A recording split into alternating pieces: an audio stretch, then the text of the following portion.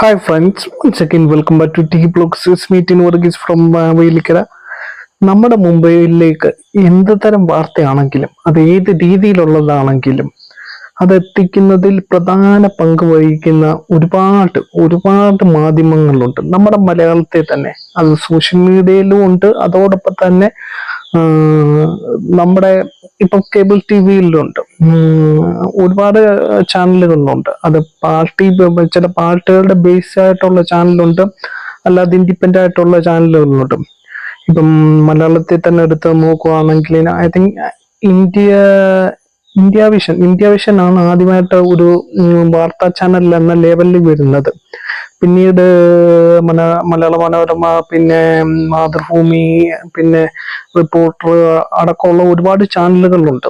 Reporter, പിന്നെ വേറെ ഏതൊക്കെയാണ്, ജയ് ഹിന്ദ്, പിന്നെ കൈരളി, പിന്നെ മീഡിയ വണ്, വേറെ 24x മലയാളം, പിന്നെ 24 ന്യൂസ്, ജനൻ ടി വി, അങ്ങനെ ഒരുപാട് ഐ തിങ്ക് ഒരുപാട് മീഡിയകളൊക്കെ ഉണ്ട്.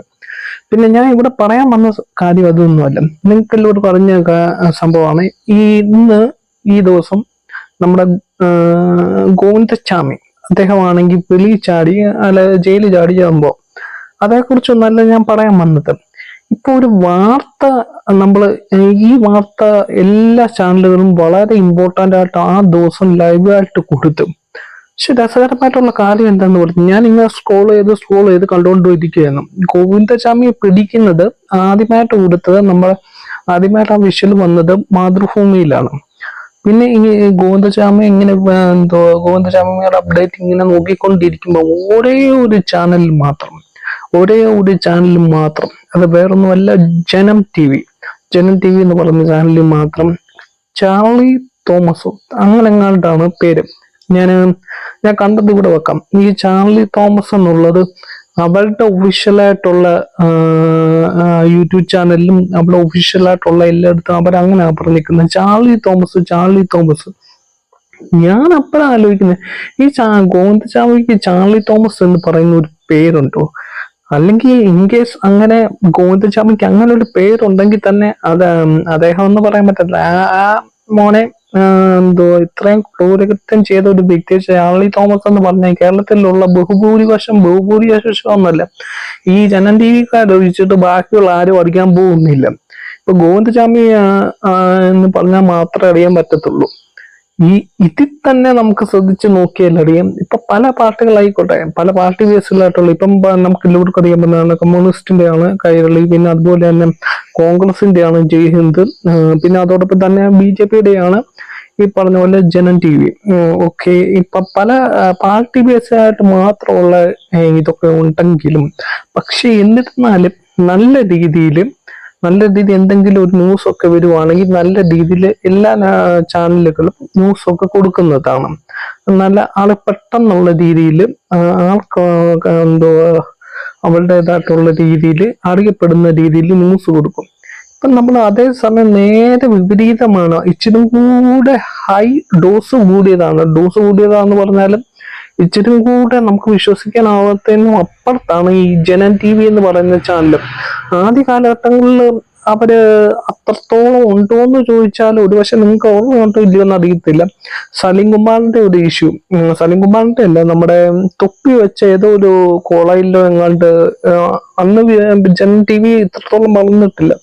ഇച്ചിരി കുറച്ച് കോളേജ് ബേസിന്റെ എന്തോ പരിപാടി നടത്തിയതിന് അവിടെ തീവ്രവാദ സംഭവങ്ങളൊക്കെ ഉണ്ടെന്നുള്ളത്. ഇപ്പം എല്ലാ തരത്തിലും ന്യൂസും കാര്യങ്ങളും കൊടുക്കുമ്പോ എന്തൊക്കെയായി കാണിച്ചു വെച്ചേക്കുന്നു. പിന്നെ ചാർലി തോമസ് മീഡിയ വണ്ണും കൈരളി പറഞ്ഞ പോലെ എല്ലാ ഫണ്ടിങ് വരുന്ന എല്ലാ ചാനലും കൊടുത്തേക്കുന്ന ഗോവിന്ദചാമി എന്നോ. പക്ഷെ ഇവരെന്തിനാ ഇങ്ങനെ കൊടുത്തേക്കുന്നതെന്ന് എനിക്ക് മനസ്സിലാവുന്നില്ല.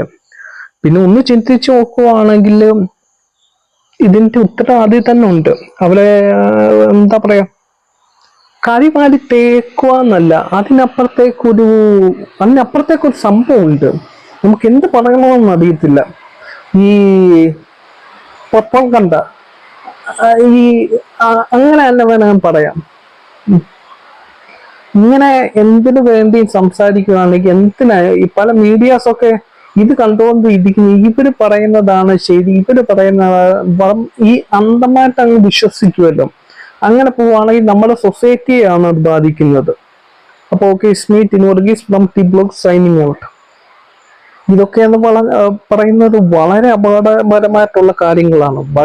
ചെറിയ ഒരു ഇഷ്യൂ, ചെറിയ ഇഷ്യൂ അല്ല, വലിയ ഇഷ്യൂവിനെ ഇത്ര പേരുള്ള ഒരാളെ വേറൊരു പേരിലിട്ട് അദ്ദേഹത്തിന് നേരത്തെ അങ്ങനത്തെ ഒരു പേരുള്ള പോലും ഞാൻ ഇപ്പഴെങ്ങാണ്ടാണ് അറിയുന്നത്. അദ്ദേഹത്തിന് മാത്രമല്ല, പല നേതാക്കന്മാരുടെയും പല പാർട്ടിക്കാരുടെയും അങ്ങനത്തെ പല കലാകാരന്മാരുടെയും ഒക്കെ യഥാർത്ഥ പേര് അവരുടെ മൂവീസും കലാകാരന്മാരുടെ മൂവീസും ഒക്കെ കണ്ടിട്ടുണ്ടെങ്കിലും അവര് ഹിന്ദു ആണോ ക്രിസ്ത്യൻ ആണോ അല്ലെങ്കിൽ ഏത് ജാതിയാണെന്ന് പോലും എനിക്കൊന്നും അറിയത്തില്ല. ഈ അടുത്തത് കമല് മുസ്ലിം ആണെന്നുള്ളത് ഞാൻ ഈ അടുത്തിടെ അറിഞ്ഞത്.